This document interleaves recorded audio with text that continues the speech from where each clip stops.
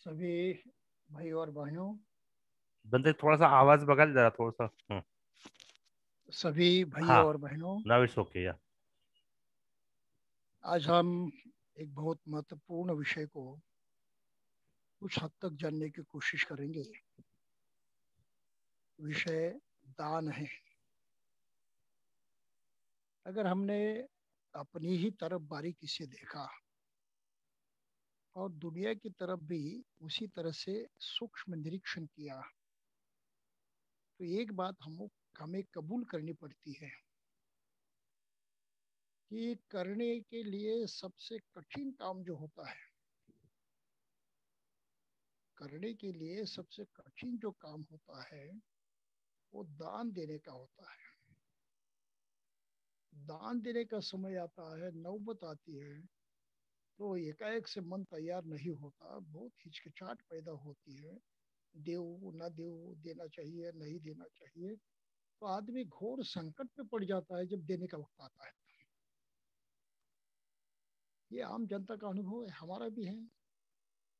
कई ऐसे प्रसंग आते हैं, कई ऐसे समय आते हैं जब सही में किसी के काम आने की हम्म, जरूरत होती है, आना चाहिए, ये जरूरत होती है, और फिर भी हम उसको पहचान नहीं पाते।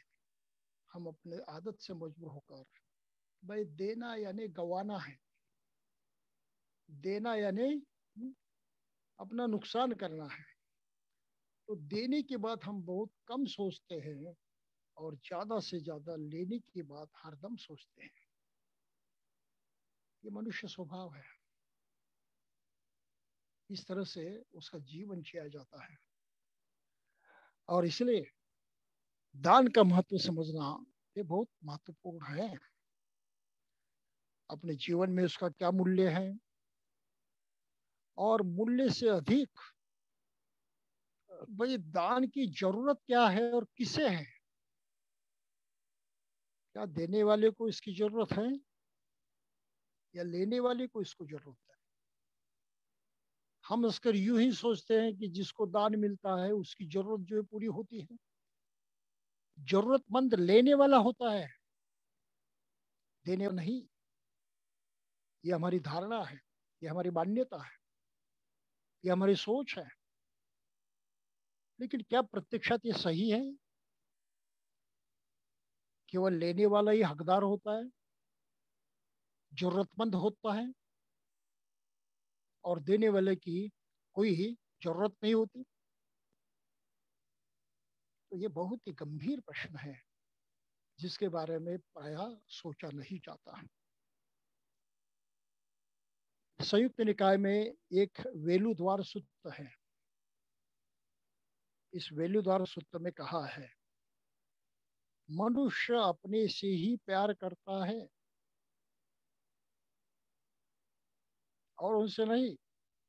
सब्बा दिशा अनुपरिगम्मा चेतसा नेवज्जगा पियतरंग अतना क्वची। अपने से क्वचित ही किसी को और दूसरा आदमी प्रिय लगता है, क्योंकि आदमी स्वयं पर ही ज्यादा प्रेम करता है, प्यार करता है। ये सही है। पसंदी राजा थे, उनकी रानी थी, पट्टरानी थी, जिसका नाम मल्लिका था। पसंद जी ने एक बार उससे ये पूछा कि भाई तुम किससे ज्यादा प्यार करती हो।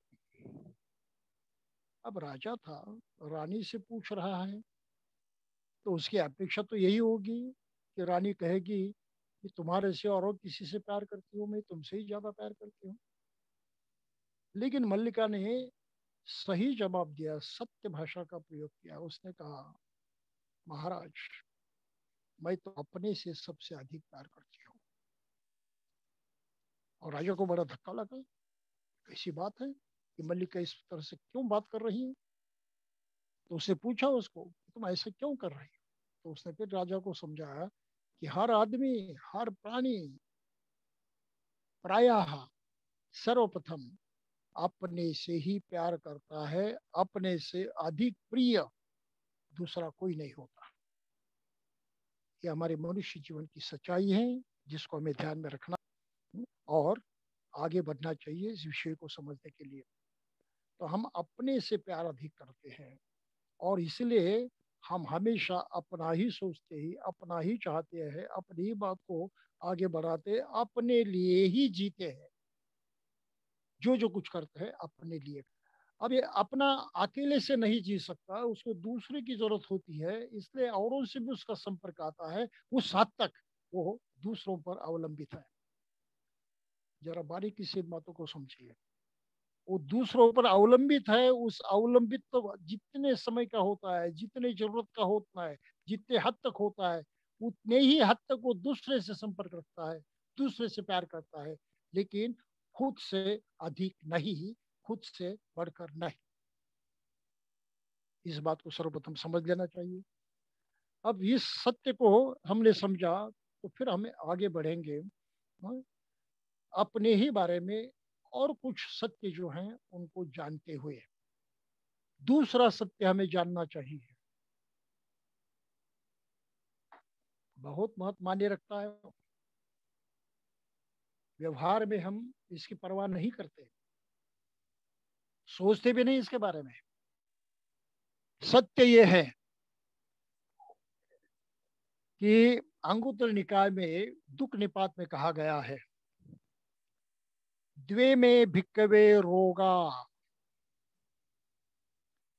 हे भिक्षु, दो तरह के रोग हैं। अब रोग तो बहुत ज्यादा तरह के होते हैं, लेकिन रोगों के दो प्रकार हैं। रोग का अस्तित्व दो अवस्था में प्रकट होता है, इसलिए दो प्रकार के रोग हैं। कतमे द्वे, कौन से दो हैं? तो बुद्ध कहते हैं, कायिको रोगो, चेतसिको रोगो।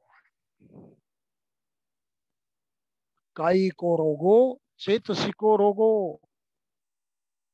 हे भिक्षुओं, काया यानी शरीर के रोग होते हैं, और चेतसिको यानी चित्त के यानी मन के रोग होते हैं। तो काया की बीमारी हम जानते हैं, काया के रोग हम जानते हैं, उन बीमारियों को हम पहचानते हैं और उसका इलाज भी हमने ढूंढा है, उसको इलाज इलाज भी करते हैं उन पर। लेकिन क्या हमने कभी सोचा है कि हम मन से भी बीमार होते हैं? अक्सर हम इसके बारे में सोचते नहीं। जब कोई आदमी का दिमाग ही बिगड़ जाता है और सामान्य तौर से व्यवहार करने की उसकी क्षमता नष्ट हो जाती है, तब हम कहते हैं अरे ये तो मानसिक बीमार हुआ है, ये मेंटल हुआ है, उसको मेंटल हॉस्पिटल में रखना चाहिए। तो इतना बिगाड़ होने के बाद ही आदमी समझता है कि वो मानसिक बीमार है, और उसकी तुलना में हम बिल्कुल मानसिक बीमार नहीं हैं, हम स्वस्थ हैं। ये आम आदमी की धारणा है। बुद्ध का कहना है कि हर आदमी मानसिक बीमारी का भी शिकार होता रहता है, वो हमेशा मानसिक बीमार रहता ही है, और ये मानसिक बीमारी उसके जीवन में ढेर सारा दुख पैदा करती है, दर्द पैदा करती है, पीड़ा पैदा करती है। लेकिन हम उसकी परवाह नहीं करते। हम परवाह करते हैं सिर्फ शारीरिक बीमारी की।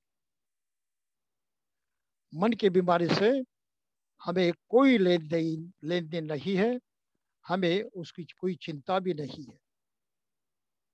और इसलिए बुद्ध ने जो शिक्षा दी है उसको समझने के लिए इन सच्चाई को जानते हुए ही आगे बढ़ना पड़ता है। इन सच्चाई को हमने नहीं पहचाना, नहीं समझा, तो बुद्ध की ढेर सारी शिक्षाएं हमें फिजूल नजर आती है, ठीक नहीं लगती। ठीक भी लगे तो ये आवश्यक है ऐसा नहीं लगता हम ऐसे बाजू में रख देते हैं, दुर्लक्ष्य करते हैं, हम उसकी कोई ज्यादा परवाह नहीं करते। कितनी भी अच्छी शिक्षा क्यों न हो, लेकिन परवाह करने के बारे में हम बहुत बेपरवाह होते हैं। क्यों होते हैं? इसका भी कारण है, हम अपनी मानसिक गुलामी के प्रति संवेदनशील नहीं है। तो बुद्ध ने प्रज्ञा सिखाई, प्रज्ञा के साथ साथ बुद्ध ने करुणा सिखाई। अब हमें प्रज्ञा भी अच्छी लगती है, करुणा भी अच्छी लगती है, लेकिन प्रज्ञा को अपनाने के बारे में हम उतनी मेहनत करना नहीं चाहते जितनी जरूरत है। करुणा को अपनाने के लिए हम उतनी मेहनत नहीं करना चाहते जितना करना जरूरी है। तत्व अच्छे हैं, शिक्षा बहुत सुंदर है, बहुत ही सच है। बस यहाँ तक हमारी प्रशंसा जो रहती है और हम वहीं पर रुक जाते हैं। उस पर अमल करने का समय आता है तो हम बहुत पीछे रहते हैं। अपनी सच्चाई को समझ लीजिए, प्रज्ञा की हम उतनी कीमत नहीं करते, और करुणा की हम इतनी कीमत नहीं करते जितनी वास्तविक उनकी अपनी असली कीमत है। तो बुद्ध ने प्रज्ञा का जो मतलब बनाया है, उसके अर्थ हमें समझने चाहिए जाते जाते। पहली बात है, अपनी आंखें होती है, आंखों के माध्यम से हम दुनिया को जानते हैं, पहचानते हैं, समझते हैं। और चूंकि हर चीज को देखते हैं, समझते हैं, जानते हैं, तो उससे किस तरह से व्यवहार करना है इसको हम समझते हैं और उस तरह से व्यवहार करते हैं। उदाहरणार्थ, हम चलते हैं तो चलते वक्त गड्ढे होते हैं, पत्थर होते हैं, नाना प्रकार की अड़चने रास्ते में होती हैं, लेकिन चूंकि हम हर चीज को पहचानते हैं, समझते हैं, तो उससे निपटने की हम में ताकत होती है और हम उस संभालते हैं, निपट लेते हैं और अपना रास्ता तय करते हैं। बगैर आंखों के चलना मुश्किल है, बगैर आंखों को दुनिया में अ, रहना मुश्किल है। इनके बारे में और कुछ कहने की जरूरत नहीं, आप सिर्फ कल्पना कीजिए। बुद्ध ने इसी बात को लेकर और दूसरी बात कही है, भाई ये तो चमड़े की आंखें हैं, इनका काम तो बाहरी काम है, ऊपर ऊपर जो दिखाई देता है, लेकिन और भी दूसरी आंखें मनुष्य के लिए उपलब्ध है। दूसरी आंखें जो आंतरिक आंखें कही जाती है, जिसको कहा जाता है प्रज्ञा, ये मन की आंखें हैं। मन की आंखें वास्तविक सही आंखें हैं, क्योंकि वे समझने की ताकत रखती है, जांच करने की ताकत उसमें होती है, परिणाम को समझने की ताकत उसमें होती है, अंदाज करने की ताकत उसमें होती है, सोच विचार करने की ताकत उसमें होती है। तो प्रज्ञा की आंखें ये चमड़े की आंखों से भी और अधिक प्रभावशाली होती है, बहुत प्रभावशाली होती है, लेकिन हम उसकी परवाह नहीं करते। बुद्ध ने कहा, हर चीज के संपर्क में आते हो, विश्व में जिस जिस पदार्थ के, जिस चीज के, जिस जिस प्राणी के, जिस जिस स्थिति के आप संपर्क में आते हो, इसको अपनी मन की आंखों से द्वारा ठीक से देखें, समझे, जाने, उनकी असलियत पहचाने, और वो अपने किस हद तक किस तरह काम आती है इसको भी जाने। इसको बुद्ध ने कहा सम्यक दृष्टि। मन की आंखें सम्यक दृष्टि प्रदान करती हैं और तन की आंखें सिर्फ बाहरी दिखावा जो है वो प्रकट करती है। तो जरा इस फर्क को आप ध्यान में रखिए। और इसलिए बुद्ध ने कहा कि दोनों का भी काम एक दूसरे से जुड़ा हुआ है, विभक्त नहीं है, एक दूसरे पर अवलंबित है। आंखों से देखना भी जरूरी है, तब कहीं मन की आंखें उसकी जांच कर सकती है।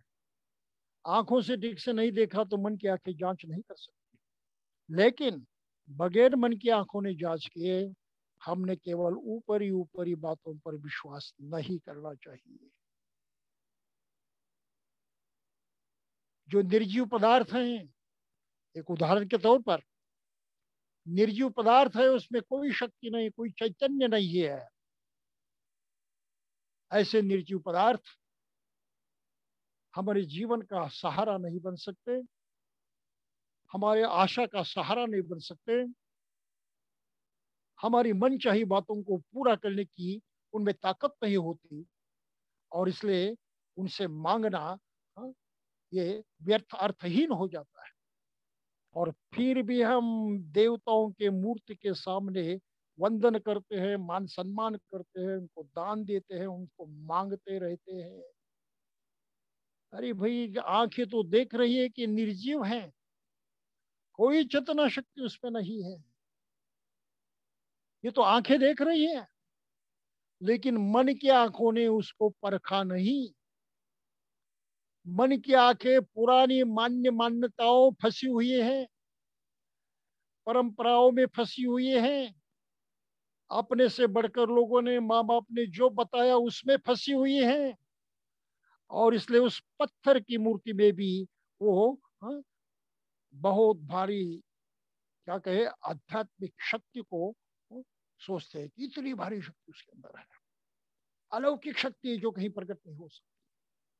तो ये मान्यता जो है, ये मान्यता हमारी मन की आंखें खुली नहीं, इसका प्रमाण है। जरा इस बात को समझिए, शायद अच्छी न लगे, लेकिन अच्छी नहीं इसलिए वो सत्य नहीं, ऐसा नहीं हो सकता।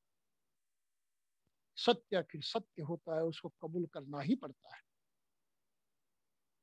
तो हम इतनी सारी बाहरी चीजों पर विश्वास करते हैं जो असल में सत्य है ही नहीं। आंखों ने उनको परखा नहीं, उनकी असलियत समझी नहीं, उनकी योग्यता जानी नहीं, वो किस तरह से काम आते कुछ समझा नहीं, और फिर भी हम विश्वास करते रहते हैं। और इसलिए बुद्ध ने अपनी शिक्षा में सबसे पहला स्थान दिया है सम्मा दिट्ठी को, सम्यक दृष्टि। भाई, मन की आंखें बहुत जरूरी हैं, और इसको पाली भाषा में कहा जाता है योनिसो मनसिकार। सोचना, समझना, बारीकी से जानना, परखना, असलियत को, हाँ, आत्मसात करना, यही जीने का एकमात्र सहारा होता है। और जब हम इन आंखों को खोलते हैं तब हम प्रज्ञा को पाते हैं, और प्रज्ञा को पाते पाते फिर हम दूसरी सच्चाई की तरफ भी बढ़ते हैं। अरे भाई, जैसा मैं एक प्राणी हूँ वैसे तो और भी प्राणी हैं। हर प्राणी अपने सुख के लिए, हित के लिए, अपने लाभ के लिए जीता है, मैं भी वैसे जी रहा हूँ। तो अगर मुझे सुख की जरूरत है, दुख नहीं चाहिए, ऐसी तो स्थिति हर प्राणी की है। तो हर प्राणी और मुझ में दूसरा फर्क क्या है? मकसद हमारा एक है, हेतु हमारा एक है, जीवन जीने का तरीका हमारा एक है। फर्क क्या है? जो बाहरी फर्क है वो माने नहीं रखता। ये बाहरी फर्क केवल हमारे काम आने वाली अतिरिक्त व्यवस्था मात्र है, ये सच्चाई नहीं है। आखिर सच्चाई हमारे सत्य की खोज में है, हमारे सुख की खोज में समाई हुई है। और चूंकि हम सभी सुख के खोज में लगे हुए हैं, तो हम सभी प्राणी मात्र एक समान हैं। और चूंकि हम सभी सुख को चाहते हैं, तो हम एक दूसरे के सुख के प्रति संवेदनशील होकर उनके बारे में सचेत होना चाहिए, जागरूक होना चाहिए। उनके प्रति हम आंखें नहीं मूंद सकते, उनको नजरअंदाज नहीं कर सकते, और उनसे हमें कोई लेन देन नहीं है, इस तरह का व्यवहार नहीं कर सकते। इसका अर्थ ये है कि वी आर इंटरडिपेंडेंट। हम विश्व की हर चीज पर अवलंबित हैं, हर प्राणी पर अवलंबित हैं। प्रत्यक्ष प्रत्यक्ष रूप से विश्व का हर प्राणी हमारे सुख में योगदान देता है, कहीं ना कहीं हमारे काम आता है। हम अपने स्वयं के बलबूते पर हमारा पूरा जीवन नहीं जी सकते, क्योंकि हमें जरूरत होती है इनके सारे लोगों की सहायता की। तो ये प्रिंसिपल ऑफ इंटरडिपेंडेंस है। हम परावलंबी हैं, बहुत सारी बातों पर अवलंबित हैं। इस सच्चाई को हमें समझना चाहिए, कबूल करना चाहिए, और ये भी मानना चाहिए कि क्योंकि हर आदमी सुख के लिए जीता है, हम भी सुख के लिए जी रहे हैं, तो इसके माने हमें हर प्राणी की इज्जत करनी चाहिए, उसके प्रति संवेदनशील होना चाहिए, उसका सम्मान करना चाहिए। तो ये समता का तत्व है। समानता केवल मनुष्य मात्र में नहीं, समानता तो हर प्राणी मात्रों के बारे में होनी चाहिए। सही उचित व्यवहार करने की जो मानसिकता है, ये समत्व है, ये समता है, ये जिसको हम इक्वालिटी कहते हैं, ये इक्वालिटी है।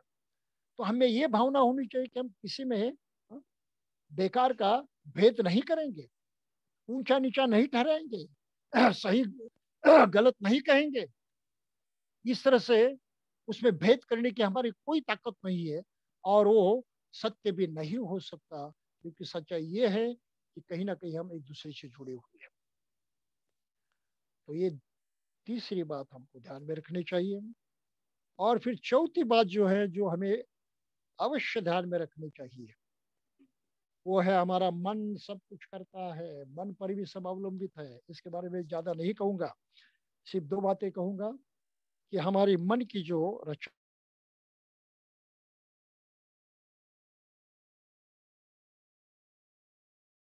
ये जो हमारी मन की रचना है, ये बड़ी अजीब रचना है। अजीब इस तरह से है कि एक तो हम समझते नहीं ज्यादा से ज्यादा, दूसरी हमारा उस पर कोई अधिकार नहीं होता, और तीसरी आदत के मारे हम सोचते कि वे बिल्कुल नेचुरल है, स्वाभाविक है। तो ये तीनों मान्यताएं गलत मान्यताएं हैं। ये गलत मान्यताएं जो हैं, हम एकाएक से हाँ, दूर नहीं कर सकते जब तक हम कुछ गहराई में उतरते नहीं। तो जैसे हम जानते हैं कि हमारे मन में आनंद होता है, वैसे क्रोध भी होता है, दया होती है, वैसे नफरत भी होती है, स्वार्थ होता है, निस्वार्थ भी होता है, बैर होता है, मैत्री भी होती है। तो ये एक बात तो कबूल करनी चाहिए, मैं ज्यादा विस्तार नहीं करूंगा क्योंकि समय कम है, लेकिन हमारा मन द्विधा में बटा हुआ है। परस्पर विरोधी दो भावनाओं का अस्तित्व हमारे मन में है, और ये परस्पर विरोधी दो भावनाएं हमारे जीवन को चलाती हैं, उस पर नियंत्रण करती है, उस पर अधिकार जताती है। इनको बाजू में रखकर हम जी नहीं सकते, किसी न किसी भावना के अधीन होकर ही हमको जीना पड़ता है, और ये भावना बार बार उभर आती है, और हम उसके अधीन होकर कुछ करते हैं, कर्म करते हैं, व्यवहार करते हैं, जीते हैं। तो लोभ होता है तो हम स्वार्थी होते हैं, और उनके प्रति संवेदनहीन होते हैं, और उनको लूटने की, दुख देने की भी हम परवाह नहीं करते। हमें मिलना चाहिए, इसलिए हम किसी भी हद तक जाते हैं, और अपनी जिम्मेदारी, अपनी स्वाभाविक जो अस्तित्व है, उसको धोखा देते हैं, नजरअंदाज करते हैं। तो ये दो अवस्थाएं होती है, इसके दो परिणाम भी होते हैं। ये दो अवस्था, जैसे राग है, द्वेष है, नफरत है, लोभ है, अज्ञान है, इनके अधीन होकर व्यवहार करते हैं तो दुख पैदा होता है। और उसके उल्टा मैत्री है, करुणा है, वात्सल्य है, दया है, वगैरह जो भाव है, इनके अधीन हम होकर जो कुछ करते हैं, उससे तो सुख पैदा होता है। तो बुद्ध ने इस सच्चाई को प्रकट किया है और सामने रखा है कि भाई, तुम्हारे मन की ये जो द्विधा है, दो अवस्थाएं हैं, ये दो अवस्थाएं, एक अवस्था सुख को प्रकट करती है, दूसरी दुख को प्रकट करती है। उसको कहा है कुशल है। कुशल यानी सुख को प्रकट करने वाली, अकुशल यानी दुख को प्रकट करने वाली। आधुनिक भाषा में कहते हैं नेगेटिविटी और पॉजिटिविटी। कुशल यानी पॉजिटिव है, अकुशल यानी नेगेटिव है। तो इस तरह से पॉजिटिविटी और नेगेटिविटी, इसको आज हम समझते हैं। हम नेगेटिविटी के तहत कुछ करेंगे तो उसका परिणाम गलत होता है, दुखदाई होता है। हम पॉजिटिविटी के तहत कुछ करते हैं तो उसका परिणाम अच्छा होता है, सही होता है, हम जैसा चाहते हैं सुखदाई होता है। तो बुद्ध ने और एक बात कही है कि हमारी मानसिकता के दबाव में, उसके अधीन होकर हम जो कुछ कर्म करते हैं उससे सुख पैदा होता है या दुख पैदा होता है, ये बाहर से आने वाली चीजें नहीं हैं। विश्व में कोई आपको सुख और दुख देने वाला नहीं है। ये आपका कर्म है, कर्म का फल है, ये कार्य कारण भाव है। जो विज्ञान का सबसे महत्वपूर्ण नियम है, पूरा विज्ञान जो जिस नियम पर बसा हुआ है वह है कार्य कारण भाव, कॉज एंड इफेक्ट। कार्य कारण भाव के अतिरिक्त दूसरा नियम विश्व में नहीं है, उतना तगड़ा, इतना महत्वपूर्ण। इसके अधीन बहुत सारे नियम हैं, लेकिन कार्य कारण भाव ये पहला नियम है, बुनियादी नियम है, साइंस का आद्य तत्व है। और इस तत्व को हमें पहचानना चाहिए, जानना चाहिए, स्वीकार करना चाहिए, क्योंकि हमको उसी तरह से लागू होता है जो विश्व के सभी बातों से लागू रहता है। छूट नहीं सकते, भाग नहीं सकते, जो करोगे तो भरना ही पड़ता है। कारण अगर हो तो परिणाम निकलता ही है, बच नहीं सकते आप। तो हमारे जीवन के लिए इस सच्चाई को जानना भी जरूरी है कि क्योंकि इससे हम बच नहीं सकते। उल्टा हमने सकारात्मक बातों का स्वीकार किया तो हम अपने जीवन का पूरा अर्थ बदल देते हैं, उसका अस्तित्व बदल देते हैं। हम कुछ नई अलग से अनुभूति को पा सकते हैं। ये और एक महत्वपूर्ण बात बुद्ध ने कही है जो आपको ध्यान में रखनी चाहिए। अब हम आते हैं थोड़ा सा कुशल अकुशल का ही विवरण करेंगे हम। देखिए, क्रोध आता है, बंदे जी थोड़ा सा आवाज थोड़ा सा हाँ। क्रोध यस। आता है, हम थैंक गुस्सा हो जाते हैं। क्या होता है जब हम गुस्सा हो जाते हैं, क्रोध आता है, तो हमारा शरीर जो है उसका तापमान बढ़ जाता है। दूसरी बात, हमारा शरीर कंपित होता है, कंपित होता है। तीसरी बात, हमारी जो बुद्धि है, सोच विचार करने की जो ताकत है वो नष्ट हो जाती है। क्रोध की अवस्था में सोच नहीं सकते आप, सोचने की ताकत खत्म हो जाती है। और सोचने की ताकत खत्म होने से सही करना क्या है, गलत करना क्या है, इस निर्णय को हम कर नहीं सकते। और इसलिए क्रोध के अधीन होकर हम गलत ही काम करते हैं। कितना नुकसान हुआ, कितना नुकसान हुआ, क्योंकि उसका जो परिणाम निकलने वाला है दुखदाई है। अब ये रही नकारात्मक अकुशल मानसिकता का परिणाम बात। अब कुशल मानसिकता रहे तो क्या होता है, जैसे कि हमें बहुत आनंद हुआ है, बहुत आनंद हुआ है।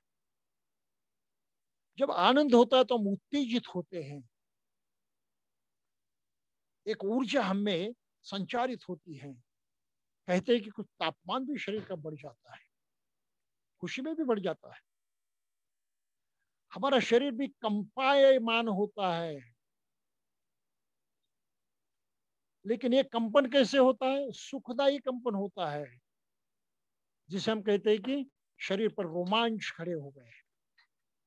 सुखदायी होता है, कंपन है, वाइब्रेशन है, लेकिन सुखदायी है, अच्छे लगने वाले हैं। और तीसरी बात, खुशी खुशी में आप बिल्कुल सही सोचते हैं तो हमारी सोचने की ताकत बरकरार रहती है और हम सही निर्णय कर सकते हैं, कोई टेंशन नहीं होता।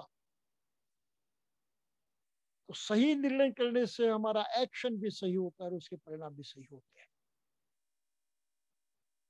देखिए, हमारे मन की दो अवस्थाएं हैं, बिल्कुल एक दूसरे के खिलाफ उनका कार्य चलता है, बिल्कुल एक दूसरे के खिलाफ। और इसलिए बुद्ध ने कहा कि मनुष्य रोगी है मन से भी, क्योंकि ये क्रोध के अधीन होकर काम करता है तो मनोरुग्ण है, वे देश के अधीन काम करता है तो मनोरुग्ण है, ईर्ष्या है, अहंकार है, मात्सर्य है। जिस तरह से जिससे दुखदायी परिणाम निकलते हैं, वो हर तरह की मानसिकता जो है, ये मनुष्य के मन की रुग्णता है, मनुष्य की बीमारी है।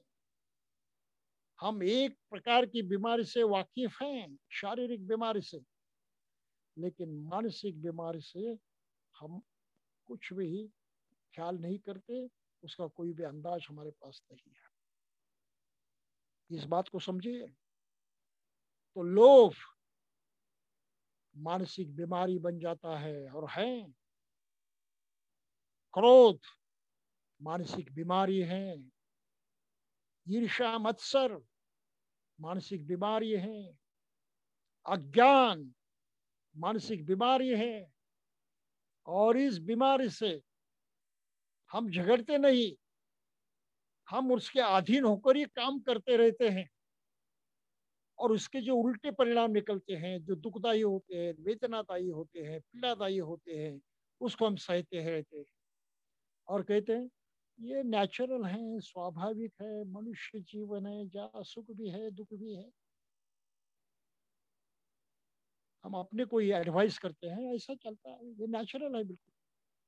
बुद्ध का कहना है नेचुरल नहीं है, अरे ये तो बीमारी है, ये बीमारी है, और इस बीमारी को हटाया जा सकता है, इसको दूर किया जा सकता है, इससे मुक्त हो सकते हैं। और इसको मुक्त होने का जो उपदेश बुद्ध ने किया, जो शिक्षा बुद्ध ने दी, उसी को हम कहते हैं बुद्ध की शिक्षा, यानी धम्म। ये कोई सामान्य बात नहीं है, ये कोई सामान्य बात नहीं है कि मनुष्य मानसिक दृष्टि से रुग्ण होता है। इसको बुद्ध ने सही ढंग से जाना है और पहचाना है। इसलिए धम्मपद में उन्होंने कुछ बातें भी कही है, जैसे कहा जिगच्छा परमारोगा। अरे भाई, भूख है, परम रोग है, सामान्य रोग नहीं हो, परम रोग है।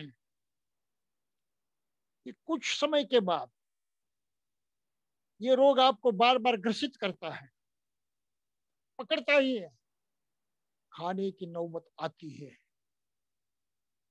उसे छूट नहीं सकते आप, भाग नहीं सकते, बार बार आपकी पकड़ में आने, आपको पकड़ने वाला है। तो उसको कैसे निभाना है, उससे कैसे सलूक करना है, ये तो अलग विषय है जो बुद्ध की शिक्षा में आता है, जिसके बारे में यहाँ कुछ कहने की आवश्यकता नहीं है। तो जिघच्छा परमालोगा बुद्ध ने कहा है। और उसी प्रकार दूसरी बात बुद्ध ने कही है, ये भी बहुत मानी रखती है। बुद्ध कहते हैं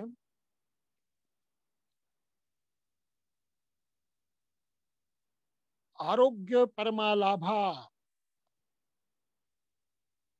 आरोग्य, सेहत, ये सबसे अधिक लाभ है, सबसे बड़ा लाभ है। तो सेहत को पाना जरूरी है। और यकीन मानिए, हमारी सेहत केवल शारीरिक अस्तित्व में छिपी नहीं है। तो शरीर के अंदर जो मनस है, मन है, चित्त है, वो चित्त से भी जुड़ी हुई है।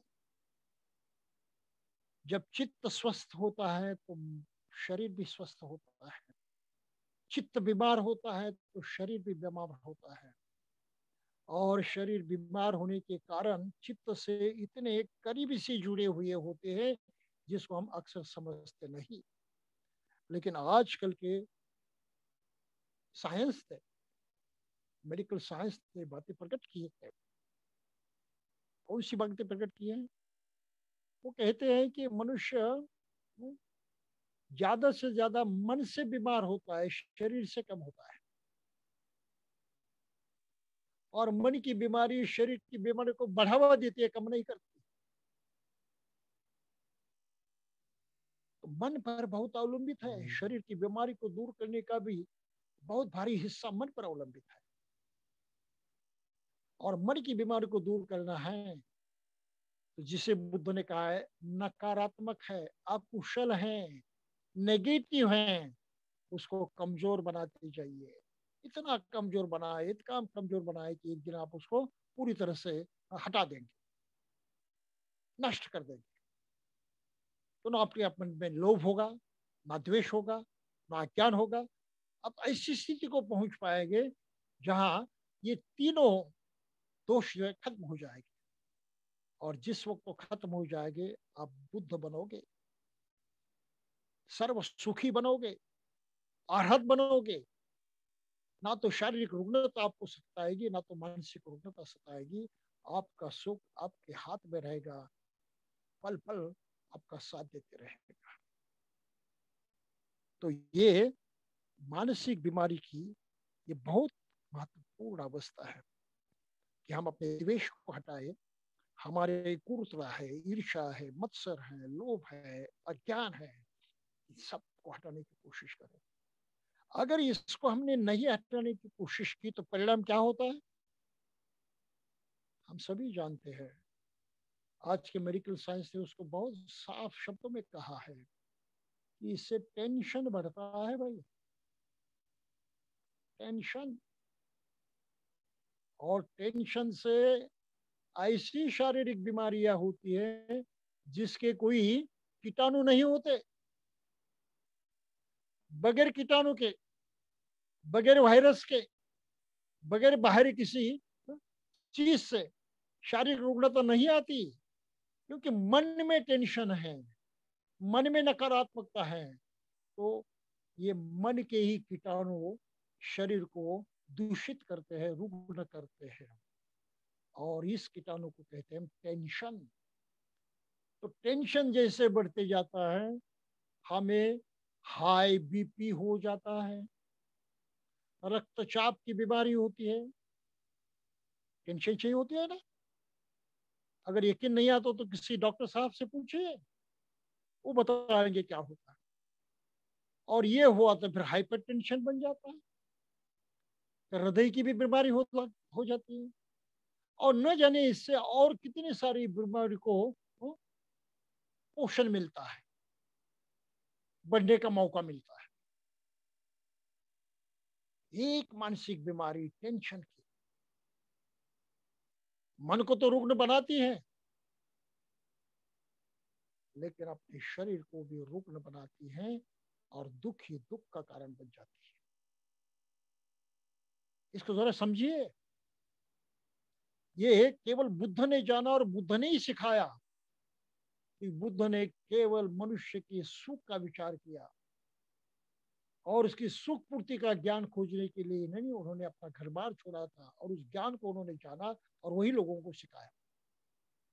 क्यों सिखाया? क्योंकि वो स्वस्थ बने, वो भी सुख को पाए, पूरा पूरा सुख पाए, वो भी स्वयं बुद्ध बने। इतना उपकार किया उन्होंने मनुष्य जाति पर, हर इंसान पर। लेकिन हम उसको समझते नहीं। ये हमारी कमजोरी है, समझ की कमजोरी है, ज्ञान की कमजोरी है, मन की आंखें खुली नहीं, इसका ये नतीजा है। तो बुद्धों को समझना भी बहुत बड़ी बात होती है, बुद्धों को जानना भी बहुत बड़ा ज्ञान होता है। भाई उससे बढ़कर तो ज्ञान और कहीं मिलना भी मुश्किल है। तो बुद्धों को जानने की कोशिश करें, समझने की कोशिश करें और जानकर समझकर उसको अपनाने की कोशिश करें। अपनाने से बुद्ध काम आते हैं, गैर अपनाने से नहीं। और अपनाना बहुत जरूरी होता है। तो किस तरह से अपनाए हम? अपनाने का तरीका केवल एक ही है, हम अपनी सकारात्मकता को बढ़ावा दें, अपनी पॉजिटिविटी को बढ़ाते रहे हरदम, नेगेटिविटी को कमजोर करते रहे हरदम। और ये करने का उपाय एक है, जिसको कहा जाता है दान। मैं औरों से संबंधित हूं, औरों पर डिपेंडेंट हूं, उनके प्रति मुझे संवेदनशील होना चाहिए, उनके काम आना चाहिए, उनकी जरूरत को मुझे भी पूरा करने में सहयोग देना चाहिए। इस तरह की सोच रखें और हरदम दूसरे के काम आने की कोशिश करें। इससे क्या होता है, इससे हमारी नेगेटिविटी जो होती है, लोभ की, मुझे ही चाहिए, मेरा ही चाहिए, मुझसे ही मिलना चाहिए, ये नकारात्मक जो टेंशन को बढ़ावा देती है, तो ये लोभ की मान्यता कमजोर होने लगती है। और फिर लोभ पूरा नहीं हुआ तो द्वेष पैदा होता है, ईर्ष्या पैदा होती है, मत्सर पैदा होता है। और लोभ का ही दूसरा रूप होता है अहंकार, मैं, मेरा, अपना। तो ये अहंकार भी नकारात्मक है, अकुशल है, जो टेंशन को बढ़ावा देता है। अगर इस टेंशन से बचना है तो अहंकार को कमजोर करना चाहिए, लोभ को कमजोर करना चाहिए, द्वेष को कमजोर करना चाहिए। और ये कमजोर करना है तो जैसे दूसरे प्राणी वैसा मैं भी हूं, मुझ में और दूसरे प्राणियों में कोई फर्क नहीं है, मुझे एक दूसरे के काम आना ही चाहिए। इस सोच को बढ़ावा दो। और इस सोच को बढ़ावा देने का एकमात्र उपाय है दान भावना। ऐसा मत सोचिए कि दान केवल औरों के लिए होता है। ये बहुत भारी गलत फहमी मनुष्य जाति में फैली हुई है। दान तो औरों के लिए होता है, किसी की मदद करते तो उसके लिए होता है, उसका लाभ होता है, हमारा क्या। हमने तो गवा दिया, हमने तो खो दिया, हमारा तो नुकसान हो गया। अरे भाई, ऐसी बात नहीं है। ये भौतिक चीज है, ये चीज आपसे दूसरे के हाथ में जाती है तो वो नुकसान दिखाई देता है, लेकिन असल में प्राप्ति क्या है? प्राप्ति है हमारे टेंशन को कमजोर करने की, लोभ को कमजोर करने की। वो एकाएक से होने वाली बात नहीं है, निरंतर ये करने पड़ता है, तब कहीं ये लाभ होता है। तो हम दान देते तो सबसे अधिक लाभ हमारा होता है। हम दान देते हैं तो सबसे ज्यादा फायदा हमारा होता है, दूसरों का तो ऊपर ऊपर का लाभ है, ज्यादा लाभ नहीं है। तो दान की मानसिकता जो है हमारे समुच्चय आरोग्य के लिए, सेहत के लिए बहुत ही जरूरी है। शारीरिक स्वास्थ्य और मानसिक स्वास्थ्य, इनको जताने के लिए इस प्रवृत्ति को बढ़ावा देना, इस भावना को और ज्यादा बढ़ाना, और बार बार दान करते करते ये आदत बढ़ाना, ये बहुत मायने रखता है। और इसलिए बुद्ध धर्म में कहा है, दानं ददन्तु श्रद्धाय, श्रद्धा से दान दो। अरे अपने लिए है, अपने फायदे के लिए है, अपने सुख के लिए है, बहुत भारी लाभ होने वाला है, जो लाभ है से और कहीं से नहीं हो सकता, इस आचरण से सिद्ध हो सकता है। बहुत बड़ी श्रद्धा के साथ देना चाहिए, दान देना चाहिए, श्रद्धा से दान देना चाहिए। और इस साथ ही साथ शीलं रक्षन्तु सर्वदा, शील का भी पालन करना चाहिए। ऑटोमेटिक शील का पालन हो जाता है जी। दान देने की मैत्री भावना अगर मन में जग जाती है तो उस प्राणी की हिंसा करने का विचार मन में नहीं आता, उसके प्रति क्रोध जताने का विचार मन में नहीं आता, उसको लूटने का, उसको दुख देने का, उसको पीड़ा देने का विचार मन में नहीं आता। तो शील का आचरण होता है, शिलाचरण होता है, पानाति पाता वेरम हो जाता है। अधिन्ना दाना वेरम, दूसरे की चीज नहीं हम चुराएंगे, मन में विचार ही नहीं आएगा, क्योंकि हम तो दान करने वाले हैं, औरों की मदद करने वाले हैं, उसको दुख देने वाले नहीं है। तो आपका अधिन्ना दाना वेरमणि शील का आचरण होता है। शारीरिक दुख और किसी से नहीं देंगे। तो मिथ्याचार जो है, बुरा आचार जो है, दुराचार जो है, नहीं करेंगे हम। उससे अलिप्त रहते हैं। कितनी बड़ी बात है, कितनी बड़ी बात है। और झूठ भी नहीं बोलेंगे, क्योंकि झूठ बोलने से नुकसान होता है, हम किसी का नुकसान नहीं करेंगे। तो एक दान भावना जो है प्रैक्टिकल बन जाती है, जिसका परिणाम मन पर होता है, उस परिणाम को कहते हैं मेत्ता भावना। मैत्री भावना का अगर विकास करना है तो यकीन मानिए दान के सिवा दूसरा कोई उपाय नहीं है। केवल दान के माध्यम से ही मैत्री बढ़ती है। आंखें मूंद कर बैठे और सभी के बारे में मैत्री किया कि ये सुखी हो जाओ, वो सुखी जाए, उससे काम नहीं चलता। ये तो तात्कालिक कभी कभी कर्मकांड जैसे बन जाता है। मैत्री प्रत्यक्षात आती है करने से, प्रत्यक्षात कुछ करने से। और वो जो कुछ करते हैं उसी को कहते हैं दान। तो दान के सिवा मैत्री भावना जो है सचेत नहीं होती, हाँ? और वो बढ़ती भी नहीं। एक कवि है, मैं पढ़ता था एक किताब, तो उसमें ये कविता की कुछ पंक्तियां मुझे पढ़ने को मिली, अच्छी लगी तो मैंने नोट डाउन किए। एडवर्ड डायर हैं, एक कवि, इंग्लिश कवि है। उसने बहुत अच्छी बात कही है। क्या कहता हूँ? Some have too much, some have too much, yet still do crave. Yet still do crave. कुछ लोगों के पास बहुत सारा है, लेकिन फिर भी तृष्णा रखते हैं। I little have and seek no more. मेरे पास तो बहुत कम है और मैं ज्यादा चाहता भी नहीं। I little have and seek no more. They are but poor.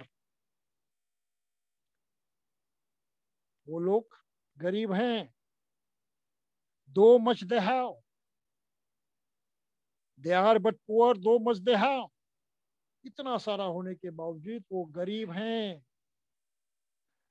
I am rich with little store.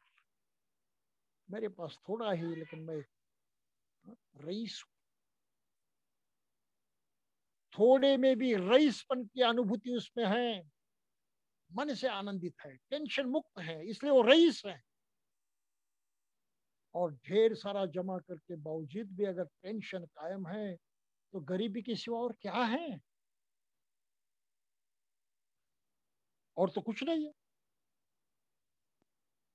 तो मैत्री भावना बढ़ती है दान के माध्यम से। और राजा अशोक ने इसी बात पर जोर दिया है, लोक सेवा पर। सभी को अपना बंधु मानकर उनकी हर सेवा के लिए उन्हें अपने जीवन भर प्रयास किए। वो प्रियदर्शी राजा अशोक बना। सभी को यही आदेश दिया कि आप भी यही करें, सबकी सेवा करें, हर मनुष्य की सेवा करें। इस बात पर उन्होंने जोर दिया है। उनका 5वां आदेश जो है इस बात को बहुत स्पष्ट रूप से प्रकट करता है। ये सब अभी यहाँ पढ़कर दिखाने के लिए अपने पास वक्त नहीं है, लेकिन जाते जाते मैं बता रहा हूँ। तो दान देने की स्थिति को बुद्ध की नजर से हम इस तरह से समझ सकते हैं। ऐसी अनेक जातक कथाएं बौद्ध साहित्य में हम पढ़ते हैं, जिसमें दान का महत्व बहुत ही माना गया है। वेशंतर जातक जैसे खास जातक है जिसपे दान की महिमा गाई है। और बोधिसत्व अपने जीवन में दान पारमिता को पूर्ण करने के लिए किस तरह से अलग अलग जन्मों में कितना दान देने की कोशिश की है, इसकी बहुत सारी कहानियां हम जातक कथाओं में पाते हैं। तो दान का इतना महत्व होने के कारण इनको इतना महत्व दिया गया है। और जो 10 पारमिताएं हैं, इन 10 पारमिताओं का आधार भी, उसकी नींव भी, उसका फाउंडेशन भी दान है। दान के सिवा आगे की पारमिताएं प्रत्यक्षात उतर नहीं सकती। जो अन्य वर्चु हैं, जिसको हम सद्गुण कहते हैं, पारम यानी परम सद्गुण, इन परम सद्गुणों का विकास जो है दान पारमिता के विकास पर अवलंबित है। तो इसलिए दान पारमिता को प्रथम स्थान दिया गया है। अब फिर दान देने की भी अपनी कुछ पद्धति होती है। हम किस तरह से दान देते हैं? अक्सर लोगों का रवैया ये होता है कि किसी की दान करते हैं तो मानो उसको वो उपकार करते हैं, उनके लिए कोई खास मानसिक लगाव नहीं होता। हम किसी को काम मदद करते हैं और किसी के काम आते हैं, किसी का उपकार करते हैं, इस तरह की भावना होती है। तो दान देने का ये रवैया नहीं है। बुद्ध ने कहा है भाई कि देने का मौका आया है, कोई तो लेने वाला है। आप आपको बड़ा समझिए, बहुत भाग्यशाली समझिए, क्योंकि किसी को दान देने की ये बेला आई है, ये समय आया है, आपको मौका मिला है। ये काहे से नहीं मिलता। तो इस मौके का लाभ उठाइए और देने की इच्छा आपने जगनी चाहिए। मैं देना चाहता हूँ, मदद करना चाहता हूँ, सहायता करना चाहता हूँ, उसके काम आना चाहता हूँ। कुछ भी हो, मेरे कुछ किए करने से उसके चित्त को तसल्ली होनी चाहिए, उसका कुछ लाभ होना चाहिए। तो इस तरह से देने की भावना जताते हुए उस आनंददायी अवस्था में आप दान दीजिए, हर्ष से दान दीजिए, उत्साह से दान दीजिए। और इस तरह से दान दिया तो आपका उत्साह, अपना हर्ष दान देने के बाद भी बना रहता है, नष्ट नहीं होता। अरे अच्छा क्या, संतुष्टि रखते हैं, बहुत ठीक हुआ, कुछ गलत नहीं हुआ, किसी का काम हुआ है, किसी का फायदा हुआ है। तो आपको मन को बड़ी तसल्ली मिलती है। और ऐसी दशा में जब आप दान करते हैं तो आपका दान आदर पूर्वक होता है, नफरत से नहीं, ए भाई ले और जा, ऐसा नहीं। आप सम्मान से दान देते हैं, विनम्र भाव से दान देते हैं। जिसको दान देते हैं उसके प्रति आदर की भावना होती है और देने के पश्चात पछतावा नहीं होता। इसलिए बुद्ध ने कहा कि दान देते वक्त भी ये सोचो कि पछतावा नहीं होना चाहिए। तो दान किसी के काम आए, उसका प्रत्यक्षात लाभ किसी को पहुंचे, इसके बारे में दक्ष रहें। तो गाड़गे महाराज कहा करते थे, भाई जो भूखा है उसको अन्नदान दो, जिनका पेट भरा हुआ उसको देने की जरूरत नहीं है, वो दान नहीं होता। वो केवल व्यवहार की बात होती है, लेन देन, भाई हमने तुमको पार्टी दी, अभी तुम हमको कभी दो। ये धंधा है, लेन देन है, व्यवहार है, इसको दान नहीं कहते। दान कहते जरूरतमंद के काम आने का। तो जरूरतमंद की सहायता करें। अरे जरूरतमंद तो ढेर सारे लोग हैं दुनिया में, जरूरतमंद लोग ही नहीं है ऐसा वक्त दुनिया में कभी नहीं आता। बड़ी भारी संख्या में उनका अस्तित्व हमेशा बने रहता है। तो जरूरतमंद को दान दीजिए। बुद्ध धर्म में संघ को दान देने को सबसे महान समझा गया है। संघ को दान देना सबसे महान समझा गया। अनुत्तरंग पुण्य खेतंग लोकस, ऐसा कहा है कि संघ को दान दिया जाता है तो लोगों की दृष्टि से वो ऐसा खेत है जिसमें बहुत भारी क्या के अनाज पैदा होता है, उत्पन्न पैदा होता है, बहुत भारी फल देने वाला। ये क्यों कहते थे? इसका कारण है, इसका कारण ये है कि संघ को दान देते थे तो भिक्षुओं के हाथों में जाता था। अब भिक्षुओं ने तो सब कुछ छोड़ दिया है। फिर खाना, वस्त्र पहनना और किसी आश्रय में रहना, बस तीन ही उनकी मूलभूत जरूरतें होती हैं। भौतिक दृष्टि से देखा जाए तो जो कुछ दान आता है उस दान के जरिए भिक्षु समाज की सेवा करते थे, शिक्षा देते थे, कला कौशल सिखाते थे, नाना प्रकार से समाज के काम आते थे। वो पूरा दान समाज के लिए लग जाता था। और इसी का नतीजा ये था कि बौद्धों के विहार विश्वविद्यालय बने, हर तरह से ऊंची शिक्षा पाने के केंद्र बने। और ये शिक्षा वो भिक्षु मुफ्त में देते थे। लोगों से जो दान आता था वो इसी के काम लगता था, उन्हीं से यूनिवर्सिटी चलाने के लिए, लोगों की सेवा करने के लिए।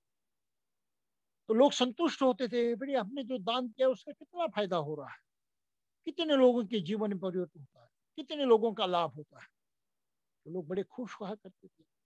तो संघ दान देने से ही बहुत भारी विकास हुआ है, सामाजिक विकास हुआ है, आर्थिक विकास हुआ है।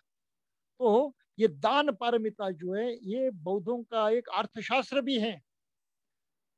वो किस तरह से अर्थशास्त्र ये बताने का ये वक्त नहीं है, लेकिन ये अर्थशास्त्र बौद्धों का सामाजिक अर्थशास्त्र है।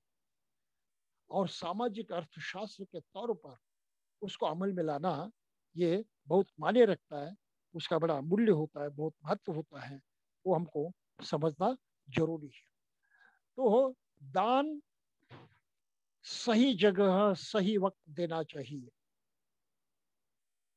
निर्जीव वस्तुओं के सामने दान नहीं देना है, किसी मूर्त के सामने किसी मंदिर में दान देना नहीं है। ये गलत दान होता है, क्योंकि जिसके सामने आप देते हो, जिसको समझकर कि इनको दे रहा हूं, वो तो अस्तित्व होता ही, उनका अस्तित्व होता ही नहीं। आपका दान उनके किसी काम नहीं पड़ता। आपका दान और कोई तीसरी पार्टी जो है वो अपने कब्जे में कर लेती है, उसका दुरुपयोग होता है। तो दान का जो पुण्य आपको मिलना चाहिए, संतुष्टि आपको मिलनी चाहिए, ये संतुष्टि आपको नहीं मिलती, उल्टा आपका टेंशन बढ़ जाता है, आपकी बीमारी बढ़ जाती है। अरे ये गलत हो गया, आप बुरा भी कहने लगते हो। तो निर्जीव वस्तुओं के सामने दान नहीं देना चाहिए, ये सीधी सी बात ध्यान में रखनी चाहिए। अपना नाम कमाने के लिए दान नहीं देना चाहिए। नाम कमाने के लिए आप दान के रूप में जो देते हो, समझ लीजिए कि वो दान नहीं है, वो तो व्यवहार हो, कीमत चुकाई अपने अपनी प्रसिद्धि के लिए, अपना नाम कमाने के लिए चुकाई हुई कीमत है वो। उसको दान मत दीजिए, उसका कोई मूल्य नहीं है। आप चंदा देते हैं उसको दान मत कहिए, वो तो एक तरह का टैक्स है। देते हैं किसी विशिष्ट समारोह के लिए, समाज के दबाव में, लोगों के दबाव में देते हैं, वो दान नहीं है। अपना अधिकार जताने के लिए आप कुछ किसी की मदद करते हैं, उसको भी दान मत कहिए, क्योंकि उसके दान के बदले में उस जो कप दिया है उसको दान कहते हैं, लेकिन उसके बदले में अपने अधिकार को पाया है, कुछ कमाया है। तो ये लेन देन का मामला हो गया, वो दान नहीं है। और किसी प्राणी का दान नहीं कर सकते आप। आजकल बौद्धों में एक प्रथा चल रही है, कुछ भिक्षु इस प्रकार का प्रचार करते हैं कि लोगों ने अपने किसी एक लड़के को भिक्षु बनने के लिए संघ को दान देना चाहिए। ये मूर्खता है। प्राणियों का दान करने के लिए बुद्ध ने मना किया है। आप किसी प्राणी का दान नहीं कर सकते, क्योंकि प्राणी के मन के खिलाफ होता है, उसकी इच्छा के खिलाफ होता है, उसकी समर्थता, उसकी स्वतंत्रता बाधित होती है। और हो सकता है कि शायद वो प्राणी लोग मार कर खा भी जाए तो आप हिंसा के कारण बन जाते हैं। तो अपने बच्चों को दान देने की बात मत कहिए, ये बिल्कुल गलत बात है, ये धर्म की बात नहीं है। और कहते कि राजा अशोक ने अपने पुत्र को दान दिया, पुत्री को दान दिया, ये गलत भी गलत है। राजा अशोक का पुत्र महेंद्र और पुत्री संघमित्रा बहुत पहले भिक्षु और भिक्षुणी बन चुकी थी। अशोक के धर्म दीक्षा के पहले ही वो भिक्षु और भिक्षुणी बन चुके थे। अशोक के कहने पर नहीं, उसने दान नहीं दिया। और ऐसा नहीं कि उन्होंने श्रीलंका जाने के लिए उनको दान दिया और तुरंत वो अरहत बन गए दान देने के साथ ही साथ। अरे नहीं भाई, कितने सालों तक उनको अरहत बनने के लिए प्रयास करने पड़े, साधना करनी पड़ी, तब कहीं वो अरहत पद को प्राप्त हुए, एक से नहीं हुए। तो ये गलत फहमी जो है उसको भी आप जरा दूर करिए। फिर आप शस्त्र का दान नहीं कर सकते जिससे मारकाट होती है, नहीं करना चाहिए। विष का दान नहीं करना चाहिए जिसके मृत्यु का कारण बन जाता है। मद्य जो है, ऐसी नजीली चीजों का दान नहीं करना चाहिए जो किसी के अपकार के लिए कारणीभूत होती है। तो इस तरह से दान करने की जो भावना है, ये दान करने की भावना जताने के लिए हमें सही ढंग से दान करने की जरूरत को पहचानना चाहिए और उस पर अमल करना चाहिए। अब इसके लाभ होते हैं, प्रत्यक्षात लाभ होते हैं। पहला लाभ, हमारी तृष्णा कमजोर हो जाती है, लोभ कमजोर हो जाता है। फिर हमारा जो गुस्सा है वो कमजोर हो जाता है।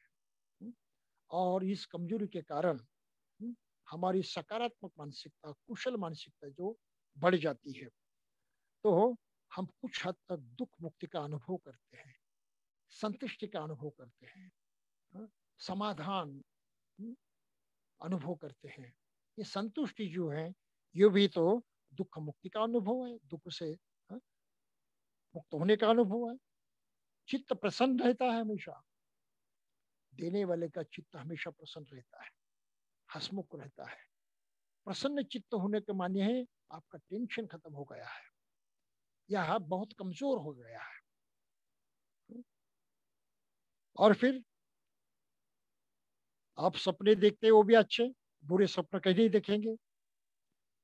शरीर का अपना स्वास्थ्य जो बढ़ते रहेगा, एकाएक से आप बीमार नहीं होंगे शारीरिक दृष्टि से भी। फिर लोगों से मित्रता बढ़ जाती है, अपनापन बढ़ जाता है, लोग जुड़ जाते हैं, ढेर सारे लोगों के सहवास में हम जाते हैं, इतनी सारी मित्रता बढ़ जाती है। और जितने अधिक मित्र होते हैं वो सब हमारे सुख के कारण होते हैं, हमारी संतुष्टि के काम आते हैं। फिर ये सभी हमारा सम्मान भी करते हैं, हमको इज्जत देते हैं, हमारा आदर करते हैं। एकाएक से नहीं होता, लेकिन इससे हो जाता है। तो आदर होता है, सम्मान होता है, तो हमको अच्छा लगता है, सुख प्राप्त होता है। और हमारी मानसिकता जो है वो और सशक्त बन जाती है और तगड़ी बन जाती है, और सुख की निद्रा हम सो पाते हैं। कोई मामूली फायदा नहीं है, सुख से सोना ये बहुत भारी लाभ है। और निद्रा न आना एक बहुत भारी मानसिक दुख है जो ढेर सारे लोगों को सहना पड़ता है। तो इसके ये सब महत्वपूर्ण जो फायदे हैं, ये हमको दान के माध्यम से प्राप्त होते हैं। प्रसन्नता बढ़ती रहती है, प्रसन्नता बढ़ती है तो प्रीति का उदय होता है। प्रीति के बारे है अत्यानंद, अत्यानंद बढ़ते रहता है, और इसको प्रसिद्धि कहते हैं। तो प्रसिद्ध से फिर मुदिता होता है। मुदिता का भाव क्या क्या होता है कि किसी के भी अच्छाई में हमें अच्छा लगता है, दूसरों के सुख में हमें अच्छा लगता है, दूसरे के सुख से हम प्रसन्न होते हैं, मन से प्रसन्न होते हैं। लेकिन कभी कभी वास्तव में क्या अनुभव होता है व्यावहारिक जीवन में, और किसी की हमने प्रगति देखी, उसको कोई अच्छा कुछ प्राप्त हुआ, तो उस प्राप्ति को लेकर हम ईर्ष्या करते हैं, हम मन ही मन बुरा मानने लगते हैं, उसकी निंदा करते रहते हैं। तो उसका सुख जो है हमको दुख देता है। ऊपर ऊपर हम कहते हैं कि हम बड़े आनंदित हो गए, उसकी प्रशंसा भी करते हैं, लेकिन मन के अंदर हम दुखी होते हैं, उल्टा परिणाम होता है। तो ये बहुत भारी धोखा होता है अपने साथ। इस धोखे से हम तब उभर आते हैं जब दान के माध्यम से हमारी मैत्री बढ़ती है, और सहजतया, बिल्कुल सहज ही सहज हमको औरों के सुख से भी सुख महसूस होता है, आनंद महसूस होता है, चाहे कोई परिस्थिति क्यों न हो, लेकिन औरों के सुख का हमें भी सुख होता है। ये मानसिकता बढ़ जाती है। तो दान के माध्यम से हम इतनी ऊंचाई तक अपनी प्रगति कर सकते हैं। अगर हमने इस ओर ध्यान नहीं दिया तो दुर्भाग्य है कि हम अपने स्वयं का ख्याल नहीं रखते हैं, अब स्वयं की हम कीमत नहीं करते हैं। अंत में मैं सिर्फ इतना ही कहूँगा, किसी शायर ने कुछ वचन कहे हैं जो पढ़ते पढ़ते मेरे भी पढ़ने में आ गए हैं, तो उतने में आपके सामने रखूंगा और आज का ये संभाषण जो समाप्त कर दूंगा। वो शायर कहता है, मिली थी जिंदगी किसी के काम आने के लिए, मिली थी जिंदगी किसी के काम आने के लिए, पर वक्त बीत रहा है कागज के टुकड़े कमाने के लिए, लेकिन वक्त बीत रहा है कागज के टुकड़े कमाने के लिए। क्या करोगे इतना पैसा कमाकर, क्या करोगे इतना पैसा कमाकर, ना कफन में जेब है, ना कब्र में अलमारी, ना कफन में जेब है, ना कब्र में अलमारी, और ये मौत के फरिश्ते रिश्वत भी तो लेते नहीं। मतलब साहब है इन पंक्तियों का, कितना भी कमाया तो हमें छोड़कर ही जाना पड़ता है। फिर साथ का क्या आएगा, साथ आएगी हमारी वो मानसिकता, वो सकारात्मक मानसिकता, वो मानसिक सुख जिसको हमने पाया है, वही हमारे साथ आने वाला है। और शायद आगे का जन्म हो, वही हमारा साथ देने वाला है, दूसरा कोई साथ आने वाला नहीं। और इसलिए दान की आदत डालनी पड़ती है। हर दिन कुछ ना कुछ दान देने की आदत करते रहे। बौद्ध राष्ट्र में हर दिन सुबह भिक्षुओं को लिए दान देने के लिए लोग रास्ते पर खड़े रहते हैं। आए तो दे देते हैं, नहीं आए तो विहार में जाकर देते हैं, लेकिन देने बिगड़ नहीं रहते। हर आदमी विहार में जाकर भिक्षुओं को ही दान देगा। चंदा देना, वर्गनी देना, ये बात अलग है, लेकिन दान देना तो विहार में जाकर ही दान देना है। छोटे छोटे बच्चों को आदत डालते हैं। सारी ढेर सारी कहानियां, सब कहानी नहीं बता रहा हूं मैं, बताने के लिए वक्त भी नहीं है, लेकिन मैंने ऐसे सारे बौद्ध देखे हैं जो हर दिन कुछ ना कुछ दान दिए बगैर खुद खाना भी नहीं खाते, पानी भी नहीं पीते। थोड़ा सा क्यों न हो, लेकिन हर दिन दान देने की आदत हर आदमी ने डालनी चाहिए। तो बुद्ध मूर्ति के सामने अपने घर में जो कोई श्राइन सजाते हैं, उसके सामने वो कुछ बाउल रखते हैं, और हर दिन उस बाउल में कुछ ना कुछ दान देने की कोशिश करते हैं। जो कुछ पैसा इकट्ठा होता है तो विहार में जाकर दे देते हैं, या किसी भिक्षु को बुलाकर घर में दे देते हैं। लेकिन हर दिन दान देने की आदत घर का हर आदमी प्रत्यक्षात लाता है। बच्चों को लेकर सभी हर दिन दान देने की कोशिश करते हैं। अगर कहीं बाहर जाकर हम दान नहीं दे सकते, तो घर में ही दान देने की प्रथा जो है हमने जतानी चाहिए। ये प्रयोग मैंने नागपुर में किया था। बहुत सारे 200-300 लोगों को मैंने डिब्बे सप्लाई किए थे। इस भावना को बढ़ाओ, अपने घर में रखो, भर जाएगा तो बिहार में आकर उसको दान दो। क्या हुआ पता है, लोग डिब्बे तो लेकर गए, लेकिन 2-4 लोग सिर्फ इस प्रैक्टिस को कर रहे हैं, बाकी के लोग भूल गए, डिब्बे उन्होंने दूसरे काम में लाए। मैं आज की तारीख की बात कर रहा हूं, और हमारे महानक शाक्यमुनि विद्यासन को, सेमिनरी को लगभग 6,000 रुपए खर्च करने पड़े डब्बे खरीदने के लिए। लोगों की सहायता करना चाहते थे, लोगों को बांटे भी हमने, पैसे नहीं लिए उनसे। कि तुम्हारी आदत बढ़ाने के लिए दान दे रहे हैं, आदत बढ़ाओ, अपनी ही आदत को बढ़ाओ, ये है तुम्हारे काम आने वाली बात। लोगों ने आदत तो नहीं बढ़ाई, उल्टा वो लेकर अपने घर में बैठ गए। ये हकीकत है। अब दोबारा इस प्रकार का प्रयोग करने की हिम्मत नहीं हो रही है, लेकिन कुछ साथी करते हैं कि नहीं करना चाहिए बनते जी हमने, तो जरूर करेंगे। और करेंगे कहाँ, तो अभी करजत में करेंगे जहाँ से मेरी बन रही है। जो आएंगे वहां लोग, उनको हम दान में बॉक्स दे देंगे कि भाई बॉक्स लेकर घर जाओ, हर दिन दान देने की आदत को बढ़ाओ, और जो हो समय मिलेगा उस समय आकर विहार में दान दो। और यहाँ यत्र तत्र कहीं नहीं, बिहार में आकर दान दो, जहां इस धन का सही इस्तेमाल होता है उसको दान दो।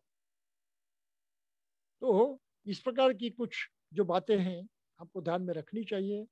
और सबसे महत्वपूर्ण जो मुद्दा है वो ये है कि हम दान अपने लिए देते हैं। दान देना अपने हित के लिए, अपने फायदे के लिए, अपने स्वार्थ के लिए है, और उनके स्वार्थ के लिए नहीं। और इसलिए उचित ढंग से उचित व्यक्ति को उचित समय पर देना चाहिए। बस इतनी ही दक्षता हमको लेनी चाहिए। अगर इतना हमने किया तो दान पारमिता को हम बढ़ाएंगे, और उसका पूरा पूरा लाभ अपने जिंदगी में अभी जीते जी इस वक्त हम पास पाएंगे। तो भाई और बहनों, आज के लिए इतना ही।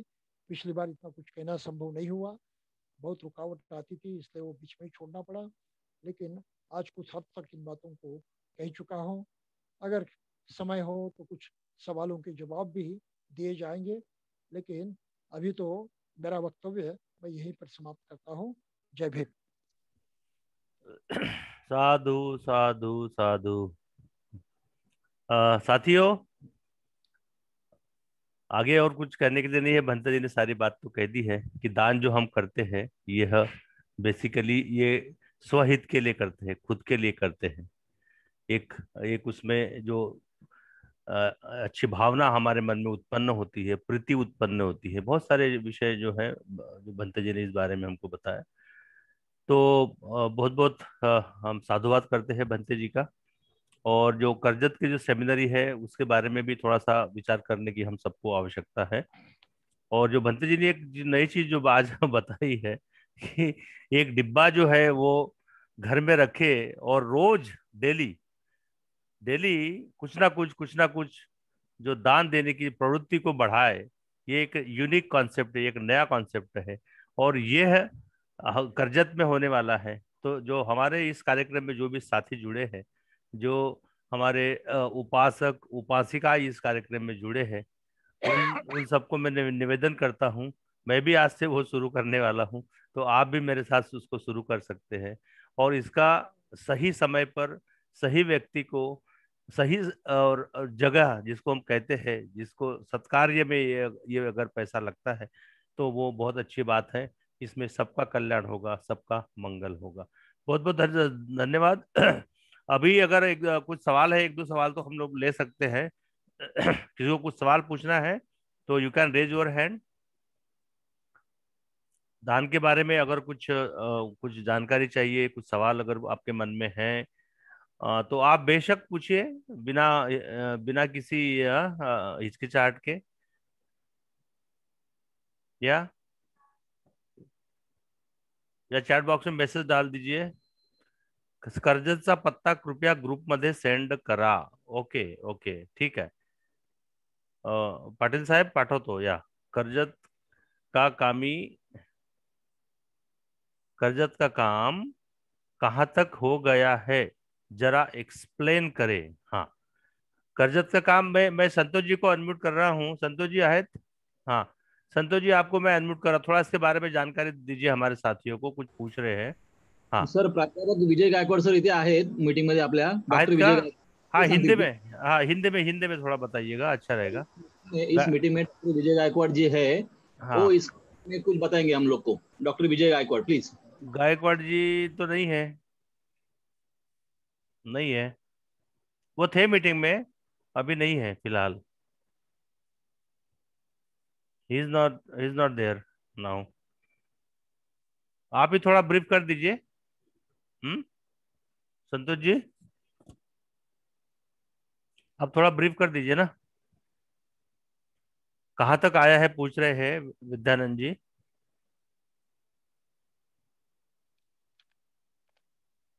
संतोष जी, आवाज आ रही है मेरी आप तक? हाँ, आवाज तो आ रही है। नहीं मैं थोड़ा सा मैं बता देता हाँ, हूँ आप यहाँ। आप बता दीजिए बनते जी प्लीज। हाँ, वहाँ में अपने ये डिज़ाइन वगैरह थे उसमें परिवर्तन करना पड़ा, उसमें कुछ समय भी बर्बाद हुआ है। हम्म। अब नया डिज़ाइन मंजूर भी हो गया और काम भी वहाँ उन्हें प्लॉट जो है पूरी तरह से साफ किया है हम्म। और उसको जो गड्ढे लेने थे वो भी लिए हैं। हम्म। अभी स्टील आने की वो राह देख रहे हैं, जैसे स्टील आएंगे तो उसका खंबे खड़े करने का काम शुरू हो जाएगा। तो इस हद तक वो काम आया है। और प्रॉब्लम ये हुई थी कि कोरोना के कारण कारण जो कर्मचारी, जितने कर्मचारी वहाँ लगते हैं उनके आने वाले कर्मचारी उतने आए ही नहीं, तो काम करने में बड़ी दिक्कत हो रही है उनके लिए। और अभी वो यहाँ वहाँ से कर्मचारी जुलाने की कोशिश कर रहे हैं, लेकिन कोई भी अपने कर्मचारी और कहीं भेजने के लिए तैयार नहीं होता। जो कॉन्ट्रैक्टर होते हैं उतने अपने ही कर्मचारी होते हैं, तो अपना कॉन्ट्रैक्टर जो है उनके सभी कर्मचारी अभी मौजूद नहीं है। तो वो धीरे धीरे काम कर रहे हैं, लेकिन काम तो अभी चल रहा है। और आशा है कि इस शायद 2 महीने के अंदर यानी अप्रैल और मई में उनका पहला जो स्ट्रक्चर है वो खड़ा रह जाएगा। तो इस हद तक आया, लेकिन काम बहुत स्लो चल रहा है और इसका मुख्य कारण है कर्मचारियों की कमी। ठीक है। जी जी जी। तो विद्यानंद जी, आपको आई होप कि यू गॉट योर आंसर। बीच में का कोरोना काल में काफी सबको दिक्कतें हुई, इसी काम में भी तो काफी प्रॉब्लम्स आए। वहाँ पूरी घास वगैरह सब बढ़ गई थी वहाँ पे, तो उसको पूरा क्लीन करना पड़ा, उससे बहुत टाइम गया। देन लेबर का भी बड़ा इश्यू था, लेबर नहीं मिले थे समय पे, क्योंकि सारे लेबर जो है वो भाग गए थे यूपी बिहार और बाकी जो जगह है। तो they are coming back slowly. तो जैसे वो आते हैं और काम जैसे बंते जी ने बताया अभी कि मई जून के आसपास जो है वो स्ट्रक्चर जो है वो खड़ा हो जाएगा। ठीक है। तो आई होप या you got your answer, thank you. अच्छा, दूसरा ये मिस्टर सुनील कुमार जी है, हमारे बड़े ही बहुत ही एक्टिव हमारे उपासक है, और हैदराबाद से है। उनको उनके ग्रुप में काफी अच्छे अच्छे लोग हैं, तो वो हमेशा हमारी धम्म देशना में कार्यक्रम के वो उपस्थित रहते हैं। तो उनका ये कहना है बंते जी हाँ, कि like gurdwara, why don't we have some rooms for stay purpose for ये उपासक इन बुद्ध ये विहारा। ये सब कुछ बिहार में प्लान रहता है। जी यहाँ अलग अलग बिल्डिंग होती है, व्यवस्था होती है। जी भिक्षुओं का कक्ष अलग होता है जी जिसको विहार कहते हैं। जी उपासकों के लिए अलग होता है, उपासिकाओं के लिए अलग होता है जिसको उपोषित हॉल कहते हैं। जी। तो इतना सब अलग अलग जो प्रावधान है, इतना सब बिल्ड करने के लिए जैसे अपने पास पैसे आ जाएंगे तो होते जाएगा वो। हम्म। हाँ, अभी तो एक ही साथ ये सब नहीं हो सकता क्योंकि उतना पैसा हमारे पास नहीं है। नहीं है ये। तो जैसे जैसे फंड आते हैं वैसे काम चलता है। अब काम करने वालों की कमी है, ये भी एक कमजोरी है। साथ साथ जितने पैसे इकट्ठा होने चाहिए उतने नहीं हुए, ये भी दूसरी कमजोरी है। हम्म। कि फर्स्ट स्टेप जो है उसको पूरा करने के लिए लगभग 50 लाख रुपयों की जरूरत है। और जब तक ये नहीं आते तब तक तो पूरा काम नहीं होगा, आधा अधूरा ही रह जाएगा। तो हम भी ये फिक्र करते हैं कि आधा अधूरा नहीं रहना चाहिए। हाँ, ये पूरा की पूरा होना चाहिए। तो जल्द से जल्द 50 लाख तक की रकम जो है खड़ा करने की कोशिश चल रही है। और फिर आगे चलकर ये जो उपोषित हॉल है ये बनाए जाएंगे। और बहुत सारी सुविधा है, सब में कथन नहीं कर सकता हूँ यहाँ, उतना समय नहीं होने के कारण।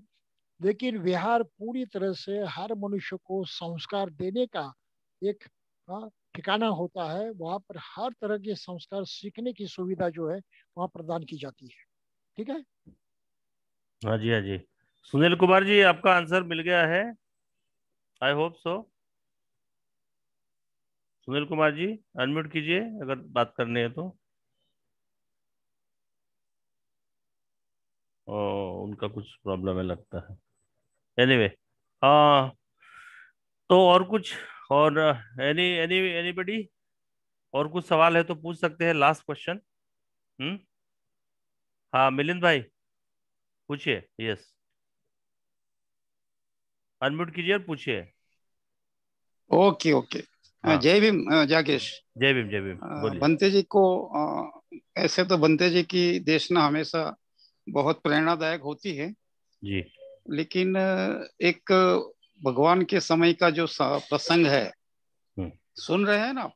हाँ हाँ, बिल्कुल। अच्छा, तो अनाथ पिंडिक की जो दान पारमिता है हम सब जानते हैं। हम्म। तो जैसा हमने सुना है, पढ़ा है कि जेतवन जो विहार पूरा सोने से खरीद कर दिया था, जेतवन नाम भी रखा था। हम्म। लेकिन जैसे सुना है कि अंतिम समय में ये अनाथ पिंडक जो श्रेष्ठी थे, उनके पास कुछ बचा नहीं था, और अंतिम समय में सिर्फ मिट्टी, भगवान को जेतवन विहार में जाते हैं तो एक समय वो सिर्फ मिट्टी लेके जाते हैं। तो पूरा संघ, बहुत लोग हंसते थे कि देखो ये श्रेष्ठी आए हैं अनाथ पिंडक, उनके पास सिर्फ मिट्टी है, अभी कुछ देने के लिए नहीं है।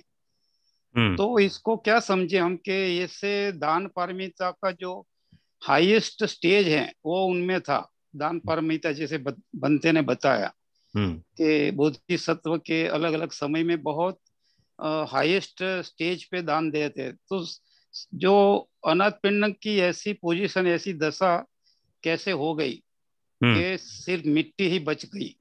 तो थोड़ा हम्म। इसमें प्रकाश डालिए। हाँ हाँ, ठीक। वास्तव में ये कहानी बहुत ही रोचक है, बहुत प्रेरणादायी है और बहुत ही सत्य है। अनाथ पिंडक ने जीवन भर केवल दान ही दिया। जीवन भर उन्होंने जो गरीब थे, भूखे थे, उनको खिलाया। जो अनाथ थे उनके लिए पिंड प्रदान किया, इसलिए उनका ये दूसरा नाम पड़ा, अनाथ पिंडिक। और जैसा कि अभी मिलिंद भाई ने कहा कि अंतिम दिनों में उनके पास कुछ नहीं बचा। कुछ नहीं बचा, इसका अर्थ क्या है? इसका अर्थ है कि उन्होंने सब कुछ निछावर कर दिया, सब कुछ दान में दिया। उनको उसकी जरूरत नहीं लगी कि मुझे कुछ संपत्ति रखने की आवश्यकता है, मुझे तो सिर्फ धम्म की आवश्यकता है, मेरे आंतरिक विकास की आवश्यकता है। और दान पारमिता ये मेरा एक महत्वपूर्ण आचरण है। तो जब भी वो विहार में जाते थे तो मुट्ठी पर मिट्टी लेकर जाते थे। वो रिक्त हाथ से विहारों में कभी नहीं गए, कभी नहीं गए। तो ये मुट्ठी भर मिट्टी ले जाने का भी बड़ा मकसद था। वो खुद को गरीब महसूस नहीं कर रहे थे। मैं दरिद्र हो गया हूँ, गरीब हो गया, मेरा सब लूटा गया, ये भावना उनमें नहीं थी। अरे मेरे पास आज भी है, मेरे पास रहने के लिए घर है, इस कुछ मिट्टी का तो मैं मालिक हूँ, मेरे पास कुछ भी नहीं, ऐसी अवस्था नहीं है। लेकिन जो भी है उसमें से भी मैं दान करना चाहता हूँ। दान भावना को मैं नष्ट नहीं करना चाहता हूँ, सीमित नहीं करना चाहता हूँ, बंद नहीं करना चाहता हूँ। तो मुट्ठी भर दान लेकर वो वहां लेकर जाते थे। आज की तारीख को थाईलैंड जैसे देश में ये प्रैक्टिस लोग करते हैं। अनाथ पिंड का ये जो आदर्श है वो अपनाते हैं और उसका आचरण करते हैं। ढेर सारे बहुत बड़े विहारों में मैंने अच्छे गार्डन देखे, बहुत ही सुंदर परिसर सजाया हुआ देखा। लेकिन बीच में ही कहीं मुझे एक मिट्टी का ढेर दिखाई देता था। तो बहुत सारी जगह मैंने वो देखा और मुझे अजनबी लगा। इसलिए मैंने वहाँ के भिक्षुओं से बाद में पूछा कि भाई इतना सब ठीक है और ये जो मिट्टी का यहाँ ढेर दिखाई देता है, ये तो कोई ठीक नहीं दिखाई देता। आपको उसको ठीक सब जगह फैला देना चाहिए और गार्डन को स्वच्छ करना चाहिए। तो उन्होंने कहा नहीं जी, ऐसा नहीं हो जा सकता, that can not be done. तो मैंने कहा क्यों, what's wrong? No no, you don't understand but I will tell you. तो फिर उन्होंने मुझे बताया कि बिहार में आने वाले लोग मुट्ठी भर मिट्टी लेकर यहाँ आते हैं कभी कभी, और वह दान देते हैं। तो उन्होंने बड़े श्रद्धा से दी हुई दान की मिट्टी है, उसका वो ढेरा है। हम उसकी इज्जत करते हैं, हम उसको महत्व देते हैं। हाँ, उनका प्रतीक है उनके दान का, तो हम उसको नष्ट नहीं करते, हम वैसे के वैसा रखते हैं उसका। और फिर उन्होंने बाद में कहा कि ये अनाथ पिंड की जो दान भावना थे उससे प्रेरणा पाकर हमारे देश में लोग इस तरह से दान करते हैं। और फिर तीसरी बात उन्होंने कही कि कुछ लोग तो ऐसा भी समझते हैं कि भाई हम बार बार बिहार में आते हैं, हाँ जूते पहन कर आते हैं, नहीं तो बगैर जूते के भी आते हैं, हमारे पैरों को बिहार की मट्टी चिपक जाती है और हमारे पैरों के साथ वो बिहार से बाहर जाती है। तो एक तरह से हम बिहार की मट्टी अपने साथ ले जाते हैं, तो ये गलत काम है। हाँ? ये तो दान पारंता के खिलाफ है। इसलिए हर साल हर आदमी मुट्ठी भर मिट्टी लेकर अपने घर की वहां पर देता है, कहीं बीच में रास्ते की उठाता नहीं। हम्म। अपने घर की अपनी मालकियत की मुट्ठी भर मिट्टी लेकर बिहार में देता है और उस हाँ, जो ढेर होता है उस पर डाल देता है। तो अनाथ पिंड गरीब हुआ, उसकी अवस्था बहुत बुरी हुई, ये संदेश इसमें नहीं है। वो मानसिक दृष्टि से प्रगति कर रहा था और सारीपुत्र ने जब उसको उपदेश किया तो कहते हैं कि वो श्रोतापन्न अवस्था को प्राप्त नहीं हुआ तो सकदागामी अवस्था तक पहुंच गया।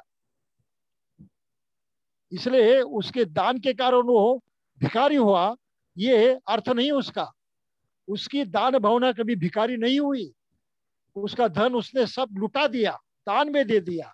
तो जानबूझकर उसने अपनी संपत्ति को जो है दान में बांट दिया है और बांट देने जैसा कुछ नहीं रहा।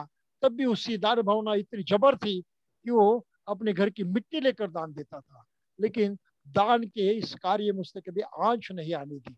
तो ये बहुत प्रेरणादायी सबक हम इस कहानी से पढ़ते हैं। और खासकर थाईलैंड में मुझे देखने को मिला कि वहाँ के लोग इससे बहुत भारी प्रेरणा का स्रोत मानते हैं। ठीक है। ठीक है मिलिंद भाई, मिलिंद भाई आपका आंसर मिल गया। हाँ ठीक है ठीक है। ओह ओके ओके, ठीक ठीक ठीक, नहीं बहुत अच्छा आपने सवाल पूछा।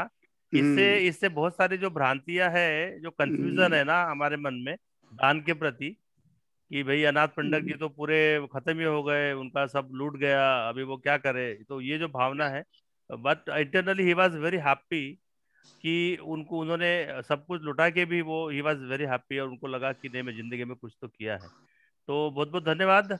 बहुत बहुत ही सही उसका आंसर बच्चे जी ने दिया है कि इसमें बेसिकली भावना कैसी होनी चाहिए, दान में भावना का बहुत महत्व होता है, जैसे बंते जी ने कहा। तो साथियों, मैं पुनः एक बार आप सबको विनम्र निवेदन करना चाहता हूं, जैसे हमारे मित्र सुनील कुमार जी ने लिखा है इसमें कि we will do our best to see that seminary is built with all our Bahujan support. Yes, that is what is required. So we should come forward. जैसे आज की जो देशना है, इसका संदेश अगर हम जहन तक उतारते हैं, हम अपने मन मस्तिष्क में अगर उसको उतारते हैं, तो हमको इस बात के लिए आगे आना पड़ेगा कि ये धम्म का कार्य है, ये बाबा साहब का काम है। इसमें हमको जब तक हम इसमें सहयोग नहीं करेंगे तो कारवां आगे बढ़ेगा कैसे। ये बड़ी सोचने की बात है साथियों कि ये कारवां जो है वो कैसा आगे बढ़ेगा, वो प्रशिक्षित बौद्ध भिक्षु कैसे बनेंगे, और अगर प्रशिक्षित बौद्ध भिक्षु नहीं है तो धम्म का प्रचार प्रसार कैसे हो। ये भी सोचने की तो बात है। तो अगर आप चाहते हैं कि इस कार्यक्रम में आपका भी इसमें सहयोग हो, आपको भी खुशी मिले, जैसे बंत जी ने कहा है कि हम लोग दान करते हैं वो स्वहित के लिए करते हैं, दूसरे का कितना फायदा होता है नुकसान होता है वो उसकी बात है, बाकी खुद में एक एक संतुष्टि निर्माण होती है। और ये संतुष्टि हमारे जो शारीरिक जो परिवर्तन है, जैसे प्रसन्न चित्त रहना, खुश रहना, है ना, टेंशन रहित रहना, बहुत सारे जैसे बंते ने कहा और बताया था ना कि ये शारीरिक बीमारियां, जो टेंशन जो होता है बेसिकली हाइपर टेंशन होता है, बहुत सारे बीमारियां होती है और भी बहुत सारे इश्यूज आते हैं हमारे लाइफ में, तो ये कम होंगे। ये मैत्री की भावना, प्रीति की भावना, ये कंपैशन की भावना, ये रखना बहुत बहुत जरूरी है। और उसके लिए दान का विशेष महत्व है जो हमको भंते जी ने आज बताया है। Thank you so much Milind भाई। आपने बहुत सही सवाल पूछा, हमारे भी हमारा भी नॉलेज इससे बढ़ा। या और कोई है लास्ट में? नहीं है। तो साथियों, सुनील कुमार जी हमारे साथी जो है, मेघराज जी भी कुछ पूछ रहे हैं। ठीक है, ठीक है, ओके, या मेघराज जी पूछे। मेघराज हाँ जी, जी। आप तो हमेशा हाँ यस। दान आप तो हमेशा दान दान भावना का हमेशा प्रदर्शन करते हैं आप तो। अरे नहीं, अरे सर नहीं, जय भीम जय आ, भीम। नहीं नहीं, वो नहीं। वो जैसे बंते जी ने कहा ना कि भाई मौका मिलना चाहिए तो हम सिक्सर मार देते हैं। अच्छा। तो मेरा बहुत बंते जी से मतलब जय भीम बंते जी, मेरा पर्सनल है, बस थोड़ा सा डाउट है मेरा। हाँ। बोले। डाउट ये कि जैसे वो कहा उन्होंने कि सम्राट अशोक ने उनके बच्चों को धम्म के लिए दान नहीं दिया, जबकि हम लोग शुरू से ये पढ़ते आए सुनते आए हैं। हम्म। तो वो ऑलरेडी पहले ही अरहंत या तो बंते के रूप में वो काम करते थे। तो इसका मतलब कहीं कोई आधार हो तो बताइए, अगर हो तो ठीक है, हम्म। कि कोई ऐसा बुक या ग्रंथ। इसका रेफरेंस अश, चाहिए, हाँ, ठीक। हाँ रेफरेंस मतलब और अच्छा होगा ऐसा। ठीक है, ठीक है। सम्राट अशोक के चरित्र पर बहुत कुछ लिखा गया है और उसमें ये बातें आई हैं कि विदिशा की उनकी जो पहली रानी थी, जी। जिससे उनके महेंद्र और संघमित्रा का जन्म हुआ था, वो जी। विदिशा में उस वक्त गवर्नर थे। हाँ, वो राजा तो नहीं बने थे। हाँ, उस वक्त की बात है, तब उनको ये दो बच्चे हुए थे। और आगे चलकर क्योंकि विदिशा देवी स्वयं बौद्ध थी, बुद्ध धर्म से उनका गहरा हाँ, श्रद्धा युक्त संबंध था, तो बच्चे आगे चलकर दोनों भी भिक्षु और भिक्षुणी बने। और फिर बात की स्टोरी इसके अंदर आ जाती है और इस पर बहुत सारी किताबें लिखी हुई है। आप कौन सी अच्छा। भी किताब पढ़िए तो ये सीक्वेंस आपके नज़र में आ जाएगी कि ऐसा कहीं पर नहीं हुआ है कि अशोक बौद्ध बना, उसके बाद उन्होंने अपने बेटे को कहा कि तू भिक्षु बन जा, बेटे को कहा भिक्षु बन जा और मैं तुमको दान देता हूँ। ये बात कहीं पर नहीं आई है। ये भिक्षुओं ने बाद में अपनी श्रद्धा से जुड़ी हुई बात है। श्रीलंकन लोग भी इसको नहीं मानते, लेकिन अज्ञानवश इस प्रकार का प्रचार हुआ है। ठीक है। ठीक है। हाँ ठीक है बंते जी, साधु साधु। हाँ बंते जी, मैं थोड़ा आवाज थोड़ा मैं स्लो सुना आपका। ये कोई बुक का आपने ग्रंथ का आपने नाम लिया था ना अभी? अशोक ने बहुत सारे है। बुद्धिस्ट इंडिया में भी आया है वो। ठीक। बुद्धिस्ट इंडिया, राइस डेविस की किताब है, उसके अंदर भी आया है वो। और अशोक पर एक अच्छी किताब ये थापर उन्होंने लिखी है। रोमिला रोमिला थापर ना, हाँ, उन्होंने भी लिखी है। हिस्टोरियन, हाँ। और भी दो चार किताबें पहले से लिखी हुई हैं। और मराठी में वागो आप्टे इनकी किताब है, जिन्होंने ये सब बातें जो हैं क्रमशः दी है। लेकिन इनकी किसी भी किताब में ये लिखा हुआ नहीं है कि अशोक ने उनको दान दिया। हम्म। वो पहले से भिक्षु भिक्षुनी बन चुके थे, ये बात लिखी हुई है। हाँ ठीक है बंते जी, साधु साधु साधु। ओके, ओके वानखेड़े जी। हाँ सर। ओके, चलिए, अभी बहुत सारे सवाल भी हो गए, और सारे जो हमारे जो सवाल थे वो उसका सारा उत्तर जो है वो बंते जी ने दे दिया है। वानखेड़े जी, जैसे बंते जी ने जो बताया दो चीज, एक तो डेविस की किताब जो बताया बंते जी ने, दूसरी रोमेला थापर जी बहुत बड़े हिस्टोरियन है। उनका काफी इसमें बहुत सारी किताब है, इतिहास खासकर। और वागो आप्टे जी की किताब बंते जी ने बताया, तो ये रेफरेंस के लिए ये आप देख सकते हैं, ठीक है ना। ओके। अभी हम लोग कार्यक्रम समाप्ति पर है, और अभी हम कार्यक्रम की समाप्ति पर हम धम्मपालन गाथा का पाठ करेंगे साथियों। और अगले अगले हफ्ते जो नए विषय के साथ हम लोग आने वाले हैं। अभी आप सब लोग जो है, अभी फिलहाल कोरोना टाइम है, फिर वापस उसमें पेशेंट्स और बाकी जो है जो स्प्रेड हो रहा है, तो आप लोग अपना ध्यान रखिएगा। और ध्यान रखने के साथ साथ हर संडे को हम ये प्रोग्राम करते हैं, तो बाकी कोई काम नहीं होता, जब घर के बाहर जाना नहीं तो मतलब घर में ही है हम लोग। तो जब घर में है तो हमारे देशना जो है बंते जी को हम बुलाते हैं, इतना समय निकालते हैं बंते जी, हाँ। तो is more than 75 years old, nearing 80।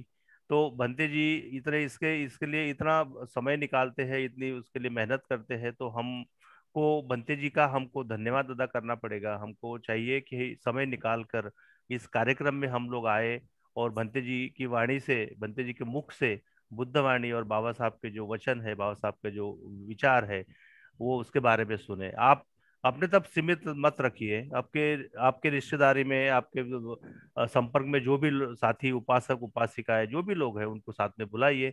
आप सबका मंगल हो। आप सबका बहुत बहुत धन्यवाद। और अभी धम्म पालन गाथा के साथ में हम लोग कार्यक्रम की समाप्ति करते हैं। सामूहिक रूप से हम अभी लोग। ये विमल गजभिये जी, इनको हम्म। कुछ पूछना था, उन्होंने हाथ उठाया था पहले। विमल गजबे जी, एक मिनट, एक मिनट। हाँ, उनको पूछ विमल, लीजिए, उन्होंने हाँ हाँ हाथ हाँ, उठाया था। हाँ हाँ, एक मिनिट मी अनम्यूट करतो त्यांना। हाँ हाँ, मॅडम, अनम्यूट करा, विचारा, प्रश्न आहे का? विमल गजभिये मॅडम, कुछ काही विचारायचं? हा, विचारा. नाही नाही अच्छा, नाही विचारायचं, वो चुकीने तो हात वर झाला. ओके, ठीक आहे, काय हरकत नाही. ठीक आहे, हा ठीक आहे. ठीक आहे सर, मी कार्यक्रम बघत आहे. अच्छा, कार्यक्रम बघताय कार्यक्रम बघत तुम्ही? आहे सर. हा, पण मॅडम मी काय म्हटलं, कार्यक्रम आपण सगळे बघतो, पण हो सर, आपले हो सर. आपले जेवढे मित्रमंडळी आहे, बाकी लोकांना पण याच्यामध्ये थोडस आपण बोलवलं पाहिजे, असं आमची इच्छा आहे ना. थोडस लोक अजून जास्त आले की हा सर, हो सर, हो सर. सेमिनारच्या कार्याला थोडासा मदत होईल ओके आणि सर, ओके सर. लोकांमध्ये दान भावना वाढेल आणि सगळ्यांचं मंगल कल्याण होईल. हा विचार ऍक्च्युअली आहे, दुसरं काही नाही आहे. ठीक आहे, ठीक है, हो ओके, सर, हो sir. Okay, okay okay madam, sir. Thank you. आणि अभी हम लोग साथियों, हम लोग अभी सामूहिक रूप से धम्म पालन गाथा का पाठ करने वाले हैं। ठीक है, सभी लोग हाथ जोड़ लीजिए। सब पाप सकरणं कुशलस्य उपसंपदा सचित्त परियोदपनम् एतन् बुद्धान शासनं धम्मं चरे सुचरितं नतं दुचरितं चरे धम्मचारी सुखं सेति अस्मि लोके परं च न तावता धम्मधरो यावता बहुभासति यो च अपम्पि श्रुत्वान् धम्मं कायेन पश्यति सवे धम्मधरो ओतियो धम्मं नपमसति नत्थि मे शरणं हयं बुद्धो मे शरणं वरं ये ते न सच्च वज्रेन होतु मे जय मंगलम् नत्थि मे शरणं हयं धम्मो मे शरणं वरं ये ते न सच्च वज्रेन होतु मे जय मंगलम् नत्थि मे शरणं हयं संघो मे शरणं वरं ये ते न सच्च वज्रेन होतु मे जय मंगलम् नमो बुद्धाय नमो धम्माय नमो संघाय साधु साधु साधु।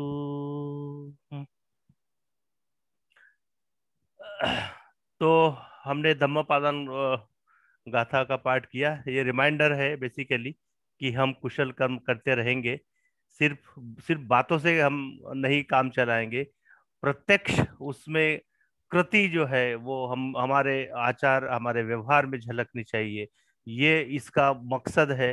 ये धम्मपालन गाथा का अर्थ वही है जो मेन अगर उसका देखा जाए तो। साथियों, इसी के साथ हम कार्यक्रम की समाप्ति करते हैं। आप सभी का बहुत बहुत साधुवाद कि आपने समय निकाला इसके लिए। हर संडे को ये कार्यक्रम होता है। अगले अगले रविवार को भी हम 6 बजे, 7 बजे की जगह 6 बजे हम लोग कार्यक्रम शुरू करेंगे।